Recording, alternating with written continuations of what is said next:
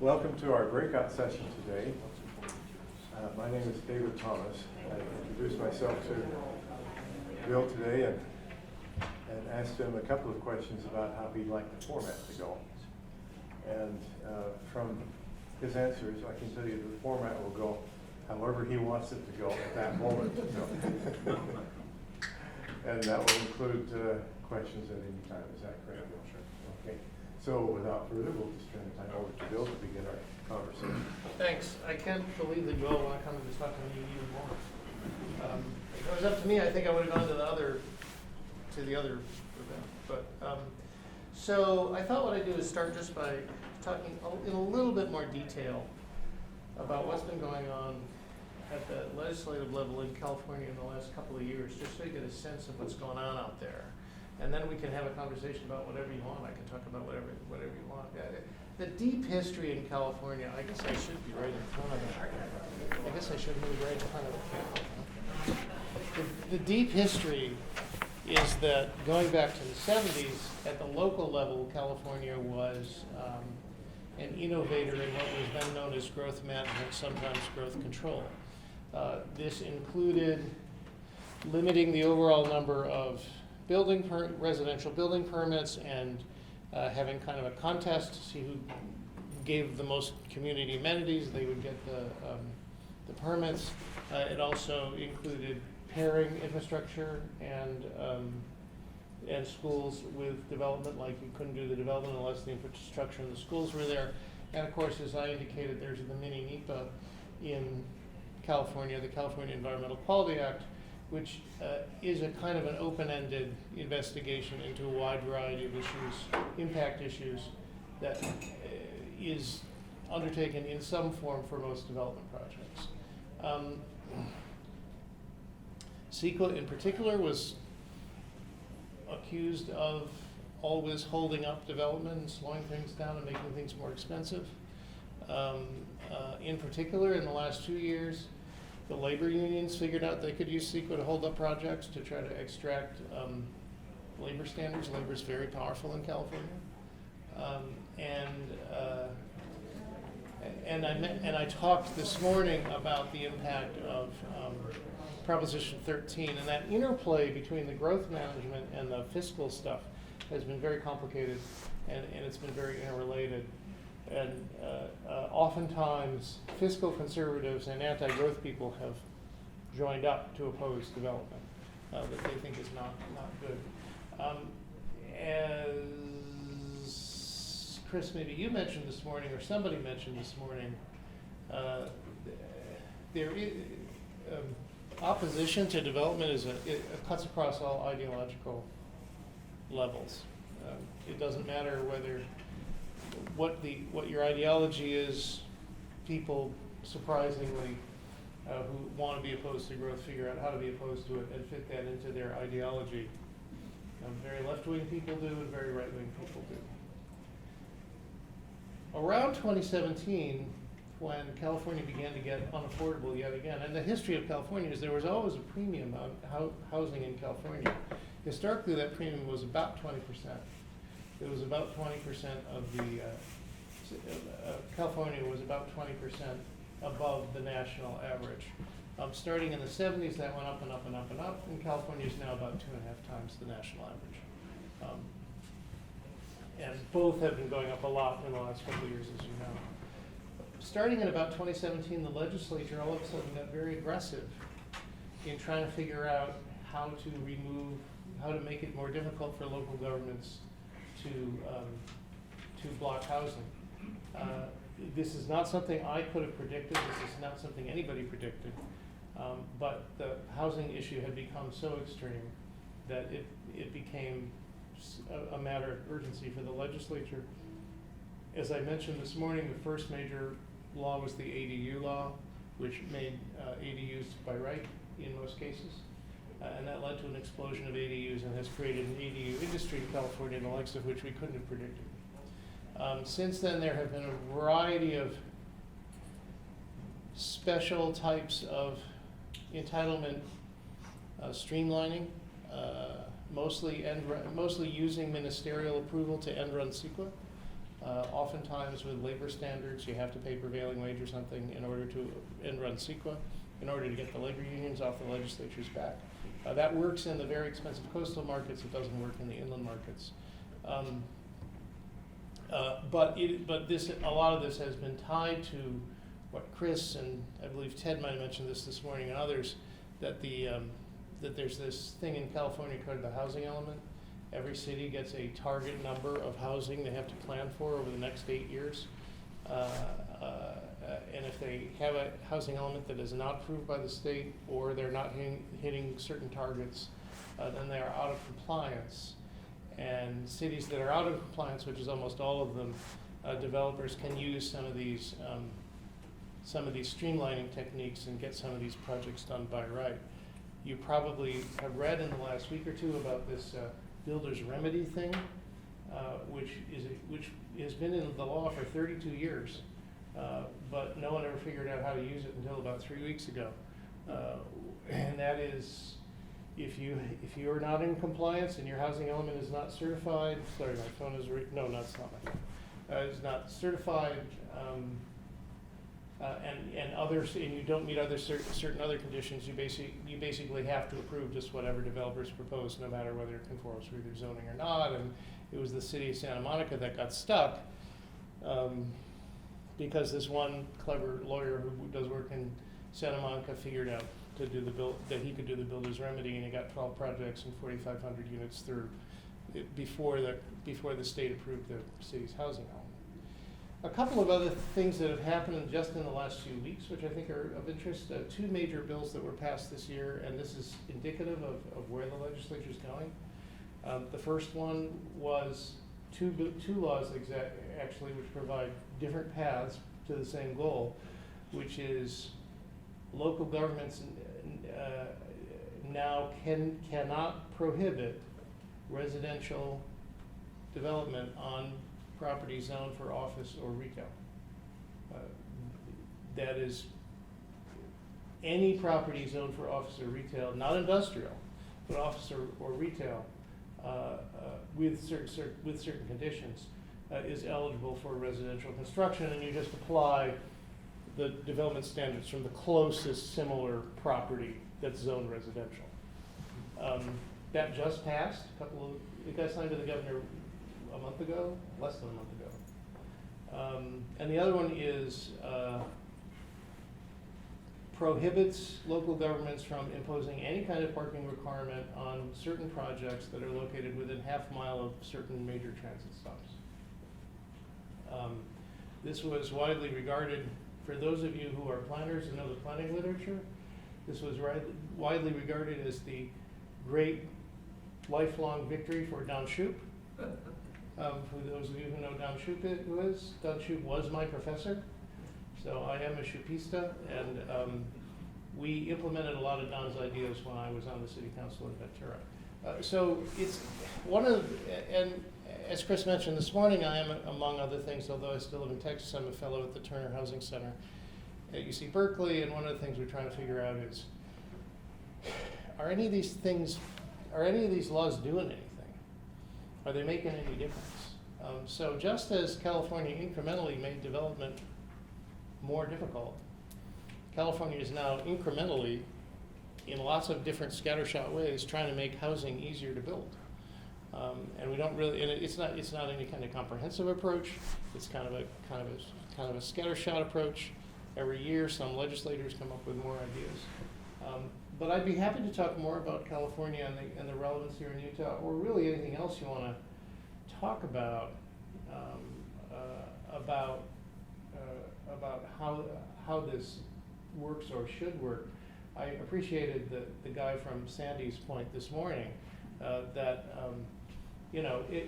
incremental means 2 things. It means it's going to take a long time to change things, and secondly, when a proposal comes along, you don't always get everything you want. I think those are both fair points.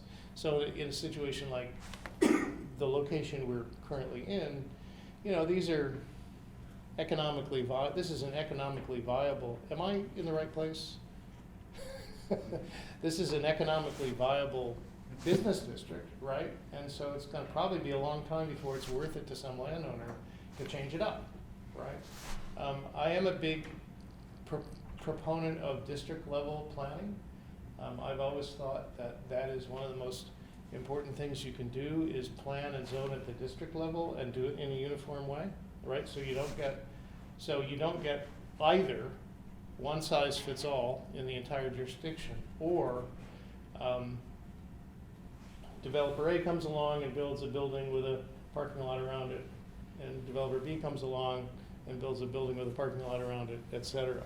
I was telling the story to somebody last night about my proudest achievement in district level planning, which came in Nashville quite a few years ago when I was working with Smart Growth America. I was on a team that went to Nashville. Nashville, as you may know, is a combined city-county government. Nashville-Davidson County. It's like 600 square miles, but only 600,000 people. And it includes downtown Nashville, which is very dense, right? But it also includes all these outer, 3-acre lot type places. And they knew at that time that there was a lot of development demand for very urban development in downtown Nashville, but they weren't getting it. And when we looked at it, we said to them, well, this is pretty obvious why you're not getting it. You have inflexible countywide standards for road width and setbacks. So anytime somebody wants to build an urban development project in downtown Nashville, they have to widen the street and they have to push the building way back from the street. So you should no longer try to have one size fits all development standards. And that's what they did. And I'm proud to say that really popped open the development of downtown Nashville. It didn't.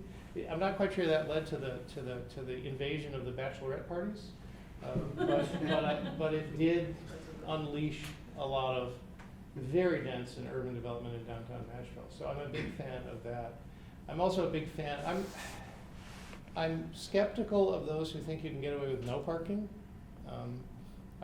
Most people are going to drive. People like their cars. But I am a big proponent of district level parking management, where instead of trying to attach parking to every individual building, every individual business, or every individual use, you manage parking at the district level so that there's enough parking in the district or the neighborhood, but you're not tethered to every individual business. And I'll give you another example. One of the things I like to look at is, are there specific policies that have really unlocked potential that was there? So, for example, I mentioned the Nashville thing. The potential was there, but their regulation prohibited the unlocking of the potential. When it comes to district level parking, probably the best example I can think of was what was called the adaptive reuse ordinance in downtown LA. This is about 20 years old now, but what happened was downtown LA had a bunch of 20s office buildings that had retail on the ground floor and were the upper office floors were completely unoccupied. And the reason was that when you converted from one use to another, say from office to residential, you had to provide all the parking on site. There was no way to do that with one of those old buildings. There was plenty of parking in the neighborhood, right? And you had to buy the parking separately, but it was there. So because it was a downtown areas typically have a lot of parking. So the adaptive reuse ordinance simply said if you convert from one use to another, you do not have to, in an existing building, you do not have to conform to the parking requirements. Parking requirements are waived. So that's 3 examples, I think, of specific policy and regulatory changes that unlock development potential. The ADU law in California, the adaptive reuse ordinance in LA, and the change to district level planning and zoning in Nashville. So those are the kinds of things that fascinate me, and I'd be happy to talk to you about. I don't really want to talk the whole time. I just want to have a conversation with you, and not surprisingly, Chris has his hand up. Just reflecting on the Nashville experience. So I heard another backstory, and I forget the planning director at the time who told me this. He's since retired. And you would know. Rick Bernhardt. Yeah. So when he got there, the city council was comprised mostly of suburban Davidson County folks. And so somebody said, well, why don't we have housing downtown? And 4 out of the 5 council members, or whatever the number is, said, who wants to live downtown? Right. Because they all live on 3-acre lots. Yeah. And isn't that what everybody wants? So he finally got the council to say, well, let's experiment with housing in an area of the city. And well, within a year after they passed the ordinance amendment, things exploded, and the council members said, oh, people do want to live downtown, and they loosened it up. Very much what Ellen said this morning. If you have a model, people will then believe you. The other thing that happened in National Davidson County was, because the suburban areas were so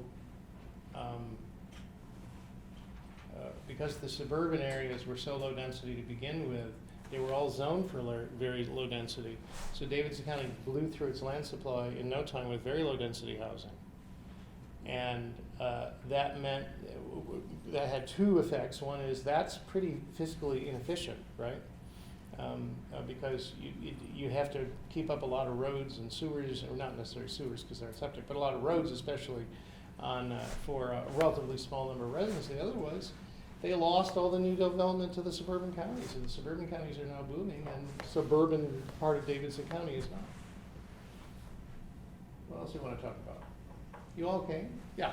Yeah, there's a kind of a recent thing here in Utah. Some of the resort type cities where half the housing is now rentals, short-term rentals, and it's significantly affecting Short-term rentals, yeah. housing availability. Do you have suggestions, observations on how cities deal with that? Yeah, I've been thinking about this. So short-term rentals, which is especially an issue in a vacation area.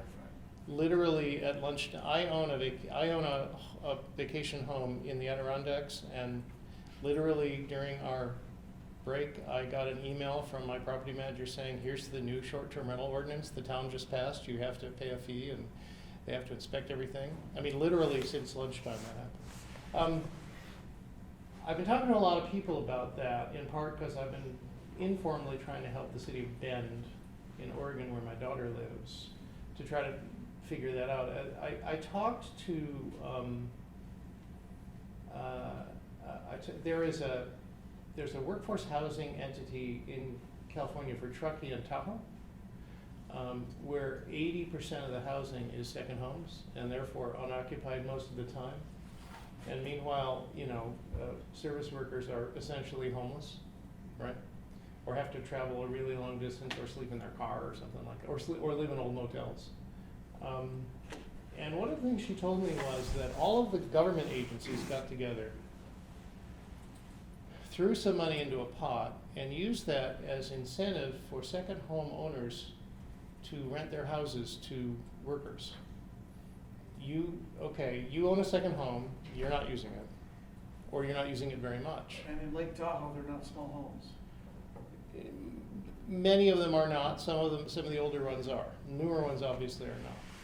But if you rent your second home out to a local worker for a limited period of time, not only do you get whatever rent you get, but actually this agency will pay you additional money.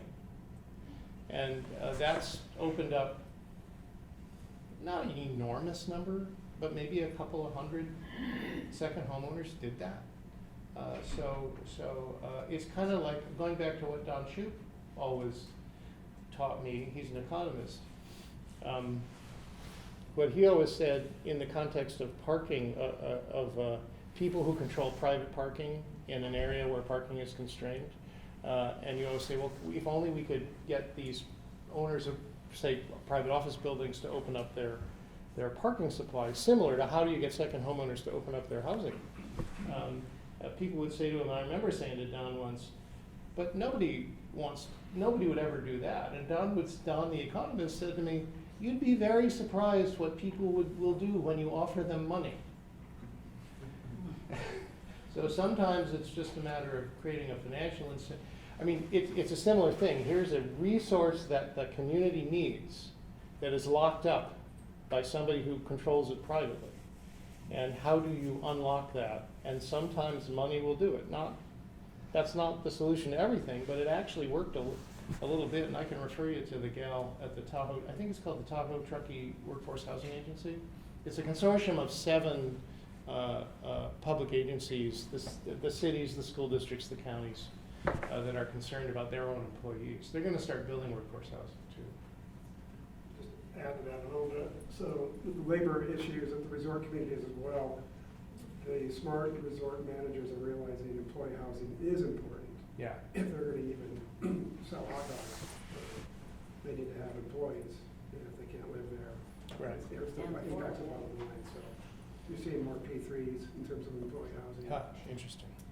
So I was at Don's shoe store, you probably know this too. When he moved to Westwood, Yes. assistant professor, whatever it was, he bought a house. Probably for $40,000 or something. He said 75,000. 75, okay. This is back in the 70s. And then I asked him, well, have you ever thought about, moving? He says, no. Prop 13 froze everything. Right. And he's paying a few $100s a year in property tax. For a house that's worth at least a couple of million, probably. Right. Yes, that's another thing that Prop 13 did. It was a healthy housing market has a healthy churn, right? People have children, they need a bigger house, they move to a bigger house. They become empty nesters, they move to a smaller house. Prop 13 really screwed up that cycle. It is possible under some circumstances, especially if you're older, to take the Prop 13 assessment with you if you move. That is possible in some cases, but most people, it has just frozen in place a lot of homeowners. My former in-laws lived in the hills above Beverly Hills. They lived in a house, a 3,500 square foot house that they bought newly built in 1965 for $70,000. They lived in it for more than 50 years until they died. They lived probably 35 years in the house as empty nesters. They paid, I don't know, $800 a year in property tax, and when they died, their daughters sold the house for several $1 million. So that's why Prop 13 is an especially cautionary tale about an aggressive suppression of property tax. And of course, it was an initiative. So really, the only way you can change it is with another vote. And you can increase the property tax rate to issue bonds, but only if there's a 2/3 vote. Now, Prop 13 only got 53% of the vote, but it requires a 2/3 vote. Yeah. I just wanted to know your opinion. Did you mention, Bill, you live in Texas now? I do. So obviously we've got a lot of history in California. California's trying to solve housing with adding a lot of legislation that help. I think it's Dallas has, areas that have no zoning at all. Houston. Houston. So they've taken the other approach for housing, of removing a lot of legislation. In your opinion, do you see a difference in one working better than the other? They're different states. The amount of housing production in Texas is enormous, Right. compared to anywhere else in the country. Dallas and Houston metro areas build more housing than any other metros in the country year after year after year.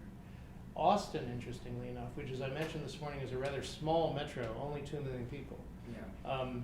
builds the metro area, not the city of Austin, the metro area builds more housing per capita than any other metro in the country, and prices are still going through the roof. So my shorthand way of describing this issue is that in California, the home price problem is a supply problem. In Texas, the home price problem is a demand problem, right? In Dallas and Houston, prices have remained relatively moderate. Prices are going up faster than incomes, and that's a problem. And there's a particular problem, and housing availability and cost is a particular problem for service workers in both Dallas and Houston. For two income middle class professionals, it's not a problem. I live right on the other side of the freeway from downtown Houston in a nice townhome development. My house is probably worth about $450,000. So you can see that the relative lack of constraints on supply in Texas have allowed supply to continue to increase. Now, inventory's been very low lately, like it has been everywhere. But prices clearly have moderated in Dallas and Houston because of because of a lot of supply. In the central areas of both Dallas and Houston, prices have been going up a lot. Right around Rice, where I used to live, similar to Westwood, which is where UCLA is, by the way. 40 to 50 years ago, all of the professors lived in the neighborhood right around Rice. Now, the average, it's $2 or $3 million at least to buy a house, so they can't do that anymore. Austin has gone out of sight and has California-like prices, in large part because of the influx of the tech money from California. People coming in from California who have a lot of money and are bidding up the top, and that drives everything else up. There's somebody in the back, so let's do that first.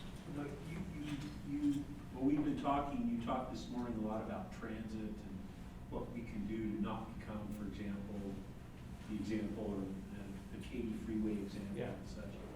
Yet, many of the places that you talk about, that you've had experience in, are very car-centric communities. Los Angeles, Houston, Dallas. Yes. How did you have a conversation about transit in those communities? Because I sense that some of the same challenges exist here. Yeah. Transit is kind of a chicken and the egg kind of thing. Well, if you have, why do we need transit? We have parking. Well, how do you engage in it? Houston and Dallas have taken very different approaches to rail transit. Rail transit in Houston was blocked for federal aid for rail transit in Houston was blocked for many years by Tom DeLay, and then by his successor in Congress. Finally, they scrambled enough money together locally to build some rail transit.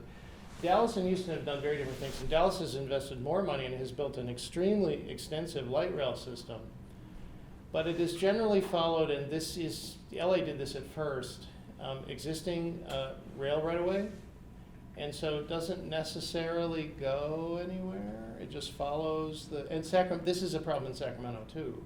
It followed the right-of-way that already existed because that was an easy way to do it. LA did that back in the 90s.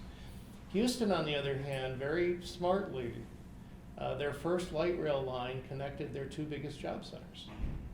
Downtown, which before COVID had 150,000 workers, and the Med Center, the Texas Medical Center, the largest medical center in the world, which obviously not very many people who work at the Med Center can work remotely. So that has 100,000 people who work in a 1 square mile area. I have a daughter who lives right there. Yeah, right. It's a very crowded area. So She drives everywhere. two things happened with commuters. So that red line between downtown and the Med Center carries 50,000 people a day in central Houston, that's Boston or San Francisco level light rail use.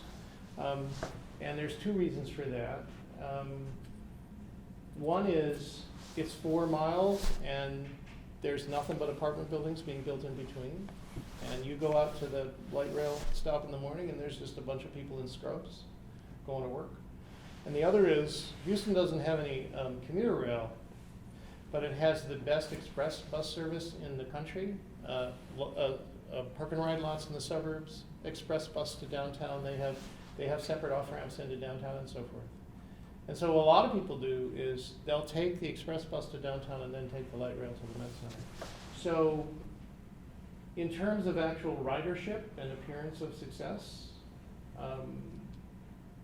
the conclusion from looking at Houston and Dallas would be connect your biggest job centers and ridership will follow that, and then infill development will follow that.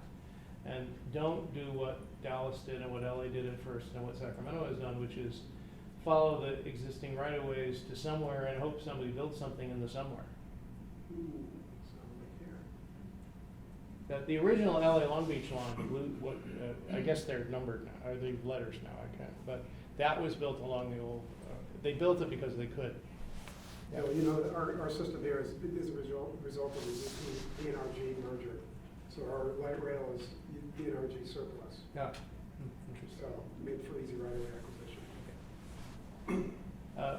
We're dangerously close to talking about parking, and what I would say is, once you start talking about parking, you never talk about anything else for the rest of the day. But I'd be happy to talk about, Chris, you had your hand up before. I forgot what I was gonna ask, so. What impact had the, like the tiny house movements and that type of thing had in California? What impact has the tiny house movement had in California? I don't know a lot about that. I regard that as kind of a niche thing, right? I don't think that's had a big impact. A bigger impact, there have been there've been a fair number of micro apartment units, 300 square feet. The bigger impact has been the ADU. The ADU story in California is very dramatic. In fact, not only, so like I said, now there are companies that build prefab ADUs. You can select them online and they come and drop them in your backyard. ABAG, the MPO in the Bay Area, now has an online GIS tool where, which is connected to all these companies and their prefab models. And what you can do is find your lot, and it's got all the local setback requirements embedded. So you find your lot, you find the ADU you want, you drop it in your backyard, and you see and you can twist it around and see if it fits the setback requirement or not. That's cool.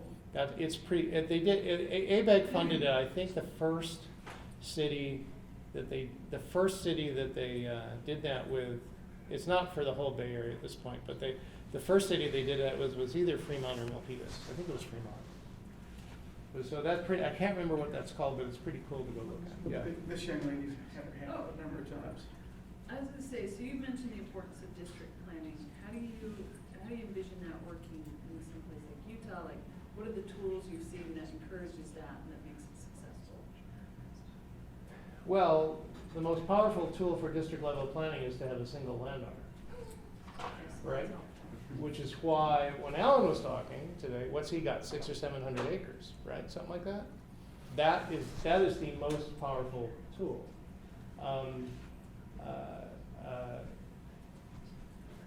Short of that, I would say the most powerful tool I've seen, and I've seen this there's a particular kind of a district level plan in California called a specific plan. And what I've seen most powerful in California is a city will say there'll be a business district, say like this one, that's gonna be redeveloped, but it has multiple landowners, which this one probably has, right? And so the city will say, we're gonna do a specific plan process for this area, to redevelop this area. You all are gonna chip in to pay for the plan. And if you don't participate, we're not gonna fund the infrastructure to your property, right? So that's probably the most powerful thing you can do. Or we're not gonna play ball with you to create the assessment district you will need to redevelop your property. That's a more typical thing, or something like that. So I think there are. California also has. You have development agreements here, I believe. California has very robust development agreements between developers and cities, where developers typically agree to pay more than their fair share of infrastructure in exchange for getting more development than is allowed under the current zoning. So if you want to, so the cities will sometimes pressure the landowners into you want to play in this sandbox and get all the infrastructure you need to redevelop your property. You got to coordinate. Yes, more on ADUs. ADUs are a really hot topic in Park City right now, our own resort town, for workforce and other affordable housing. And I think there's a lot of great things about ADUs, a lot to be said, fixing these or helping to fix these problems. It seems very elegant, kind of a win-win, where someone gets a place to live and the owner gets a rental, sort of rental stream. But it's complicated, and there are major problems. I mean, if you take a neighborhood or a development that was designed and built and approved for 500 people, not 1,000 people, how's the sewer going to work, and how's the parking going to work, and where's the water going to come from? think those are fair questions. The sewer question is a good one, and I don't know the answer to that. Water, I think Chris showed you a very interesting chart this morning that showed you how much water the Wasatch Front uses compared to other locations. In California, what has happened is that the per capita water use has just gone down and down and down and down. As far as parking, my answer to that is, why don't you all clean the crap out of your garages? That ought to solve the parking problem. And then you have the people that moved in based on a single family assumption, and now they've got little apartment buildings. Right, so That- what is the assumption that they had? It's sort of like a change in the zoning law, really, that they're always subject to that. Yeah, there's also an opportunity for them too. It's, it's, again, like what I said this morning, whose property rights do you honor and how do you balance them? It's also been, there's been a significant trend in certain locations, California, Bay Area, Portland, Minneapolis being the most obvious ones. And I believe Minneapolis got one of the innovation awards, right? And they've essentially done away with single-family zoning completely. And you can build multiple units on any lot. In Minneapolis, it's triplexes. In Portland, it's fourplexes. It's a little more complicated, versus Portland, of course. So therefore, it's more complicated. You know that because you used to teach in Oregon, right? But I think that the people who moved into neighborhoods with a single-family assumption are just going to have to get used to the fact that their government authorities are under different kinds of pressure now to do other things besides protect their single-family. Yeah, times change. And, Yeah, times change. I've seen some areas, projects where they're talking about ADUs, but they just don't have the water to even serve the currently entitled kids. Mhm.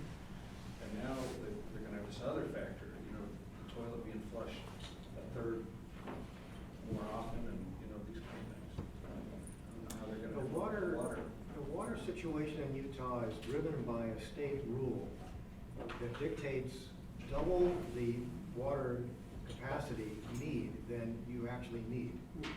And what you have to do is you have to change the rule in Utah. You have to prove that you have double the water you need? You have to, yeah. So, and the state says we're tied up, we need the research and analysis to force us to reduce the requirement to be more realistic. And the legislature refuses to set the money aside to do that. So I don't know what's going on at the state level. They talk about water conservation, and then they don't do water conservation in the rulemaking. Go figure. The city can monitor that for 3 years and get their quota. Yeah, it takes a monitoring study. Okay, that's good to know. A 3-year tracking. In California, what has saved the cities, in addition to a gradual decline in per capita water use, which has been very consistent over a very long period of time, like 40 or 50 years, is the fact that historically about 80% of the water in California was used by farmers. And increasingly what you've seen is cities and farmers do deals for water. Farmers sell some of their water to the cities. That gives them the capital to be able to put in drip irrigation. They come out ahead. Everybody comes out ahead. But that of course is based on is predicated on the system where there is a large amount of water in the system. It just mostly goes to agriculture. It'll be interesting to see what happens as well with hybrid work. What happens to water usage? I got about 9 months into COVID, I got an email from my HOA saying, we've got a real problem with water use. Everybody's staying home all day flushing the toilet. And so our water usage has gone up 50%. And we're going to have to, our HOA fee, your HOA fee is going to go up, right? And so I think remote work is going to have all kinds of impacts that we've never really even thought about. We'll move that water around, more here and less there. Yeah, well, presumably it comes out even, right? What else do you want to talk about? Yeah. I just, talking about common sense approaches to development and planning. And how to, I mean, you've got property owners, longtime property owners who feel like the changes in the land use, the changes in zoning, are impositions made by elites, that they don't have any voice in participating in the change or participating in the process of the decision making. How do we? So how do we fix that? which landowners are mad at which elites? Can you be a little more specific? Well, I think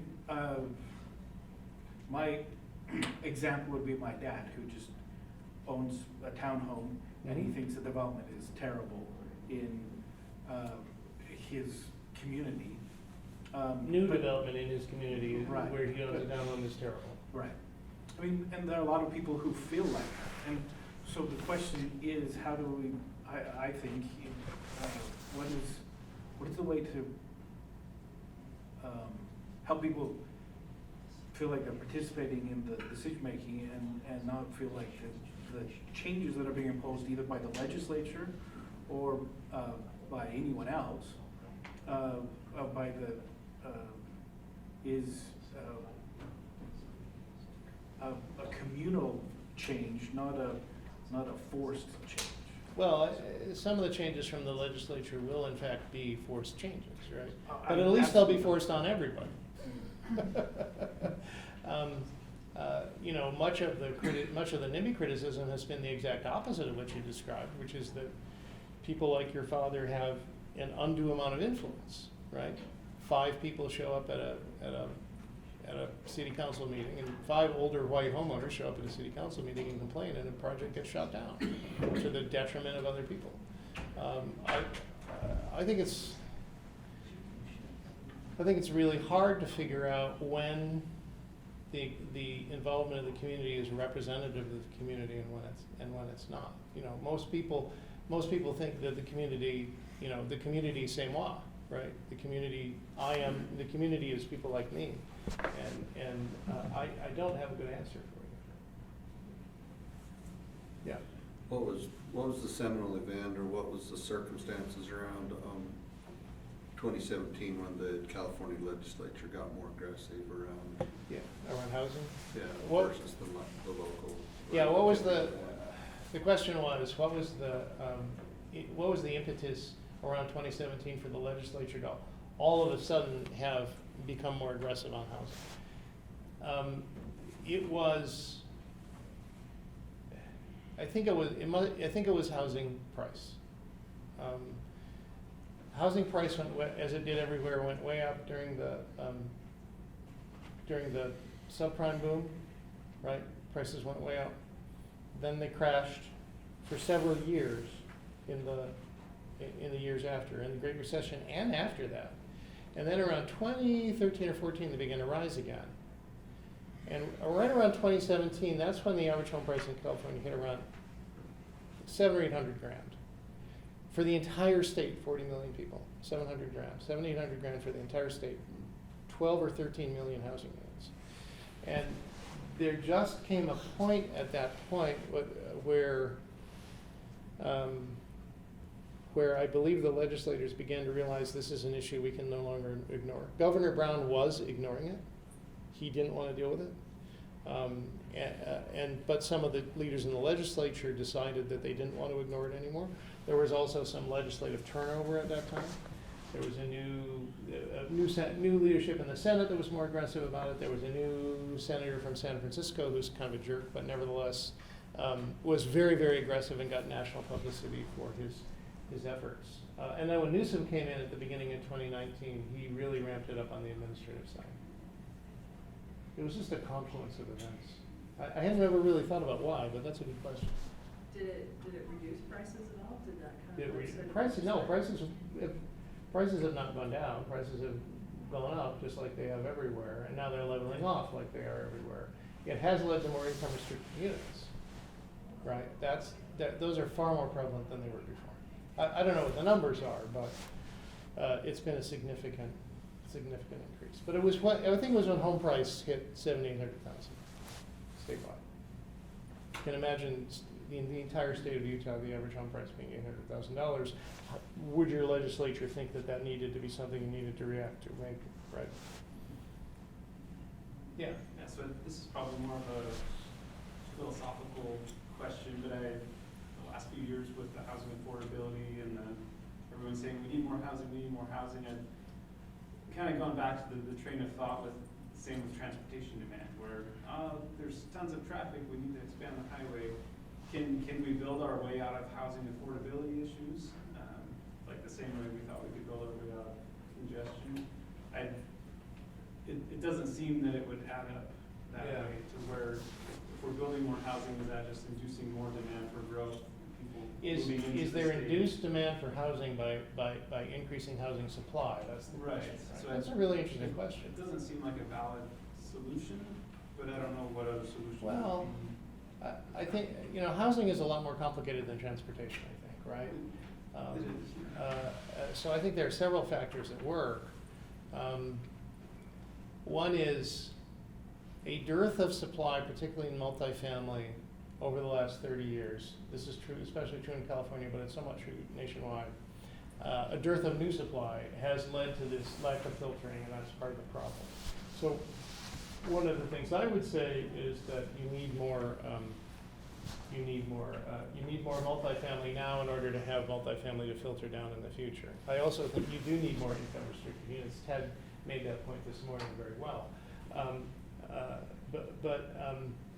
But I think that, to me, the bottom line is, and you probably need housing finance reforms of some kind. It was either, I think Chris, you talked this morning about how the 30-year mortgage was invented in 1935 or something like that, right? It did not exist before that. Before then, mortgages were anywhere from 5 to 10 years with a balloon payment, and you had to refinance, which is part of the reason why most people weren't homeowners.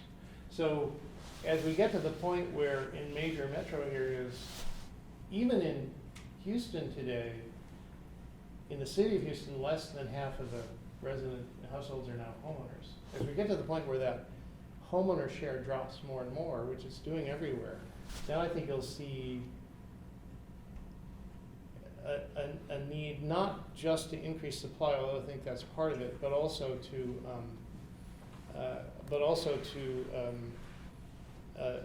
change up the financing mechanism so that more people have the opportunity to buy. The theory in California, and this is very true in my city of Ventura, was, if we constrain supply, then people will no longer come here, right? And that turned out to be partly true and partly not true. Certainly, Ventura was 80,000 people in 1980 when they imposed growth control. Now it's like 110. If they hadn't imposed growth control, yes, it'd be 150, no question about it. But at the same time, people began to double and triple up in single-family homes. When I was mayor, and I knocked on doors, in campaigns, I would realize, well, here's a family of farm workers. There's a lot of farm workers in Ventura. Here's a family of farm workers, and they basically have overcrowded their way into the American dream. They each make $25,000, right? You get 6 wage earners on the mortgage. They could afford to buy a $600,000 or $700,000 house, right? And then they all have cars. And I ran into this problem. The nearby white residents would get all ticked off. Where are all these cars coming from, right? I thought this was a single-family neighborhood. So you can control housing type. You can't always control who lives in the housing, and household formation will be highly sensitive to the availability of housing supply. Another point I think Chris made well this morning is that we don't really understand when we talk about this housing supply question and housing type is the nature of household formation has changed a lot. And Chris, over his career, has done a great job of articulating and showing that we need more housing units. If we are allowing people to form households however they want, we need more smaller housing units to accommodate the same number of people than we used to, right? So it's a pretty subtle, complicated question, but my bottom line is we've underproduced for a long time, we need to produce some supply, more supply than we have been, and we have never solved the housing problem purely through government, government subsidies. The private market has to play a role, so you've got to find some ways to unleash the private market. But I take your point about induced demand, there may be some. Chris, But there's also a suppression of demand when households aren't available, when housing isn't, there's a suppression of household formation when housing supply isn't available, and there's always a big debate academically about, what causes household formation and what suppresses it. We may be coming into the break time now. Okay. I do not know for sure, but I think the next What time session is it? begins at 2:40. Oh, okay. You've got till 1:30 or 2:30. 2:30. We have 8 more minutes. Okay, thank you, Tony. In the back, yes, and then we'll come to you. I guess I'm gonna bite and talk about parking. Your discussion about district parking, did it lead to enhanced affordability when you implemented it? You mean affordability in terms of reducing the number of cars that households needed? Is that what you meant? No, just for example, communities that require parking per unit or per number of bedrooms. Yeah. In moving more to a district concept and having them buy into that district, obviously it makes the cost of the development cheaper. Right. Did that translate into solving some of the affordability That's a issues? good question. I think the answer to that question is probably no, because the development coincided with a boom in prices.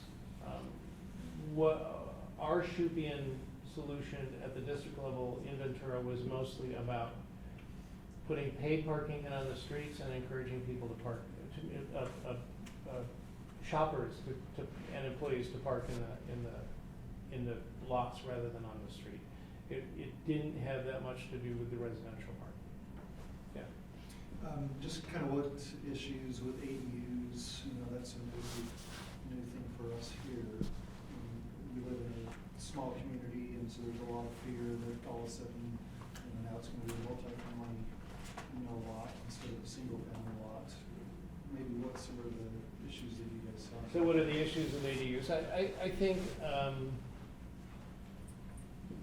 two fair concerns about ADUs is, would they become overcrowded in certain circumstances if you rent them to a family that doesn't, of modest means? And the second one would be a short-term rental concern, right? But an ADU would be regulated as a short-term rental, just like any other short-term rental, right? But what's interesting is that there's two people here who have talked about a general unease on the part of people who live in a single-family neighborhood that their neighborhood won't be a single-family neighborhood anymore. And again, I would encourage you to drill down to, okay, what are you really afraid of, right? It's easy to complain on the surface, oh, we're a single-family neighborhood and we don't want to change the character of our neighborhood.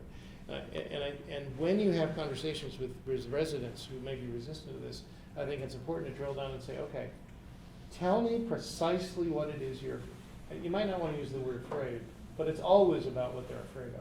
Tell me precisely what your concern is. What is going to happen on a day-to-day basis that isn't happening now that you won't like? And I've had some really interesting conversations about this kind of thing with my LBJ students this fall. They are mostly students of color.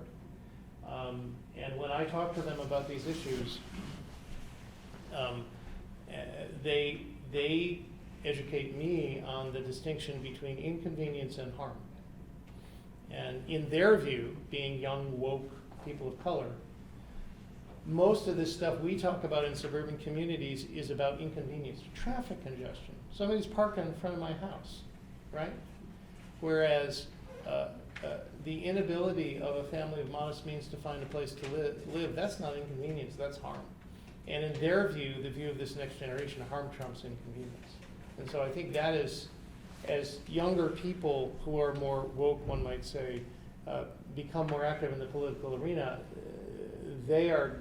I think they are gonna bring that point of view as a counterweight to some of the typical resident or NIMBY concerns. How are we doing that? One more? Has anybody got any more questions, or you're all worn out? Stay on the subject. You're all billed out. Yes. So, one more question, I'd just like to hear a little bit more about your book. You just want to give us a general premise for Yeah, what you do. the book Place and Prosperity is a collection of essays I wrote over a long period of time, which talks about, part of the book talks about the characteristics of place and why place is important and makes a good place.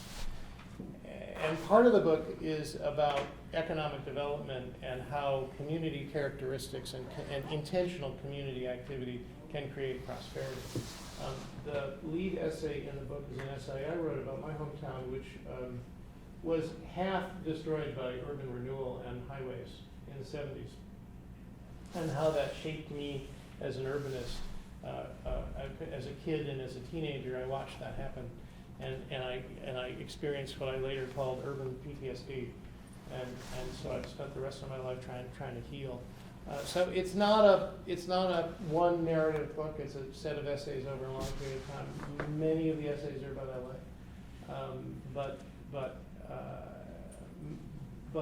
but they are mostly about place and how you create a sense of place and how that is important to people, even though they don't always realize it.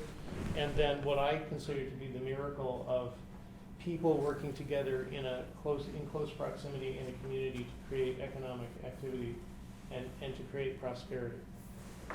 Okay. Thank you. You have been wonderfully generous. Oh, well, I'm Your all filled time. out. I don't know about you. Let's express our appreciation. Thank you.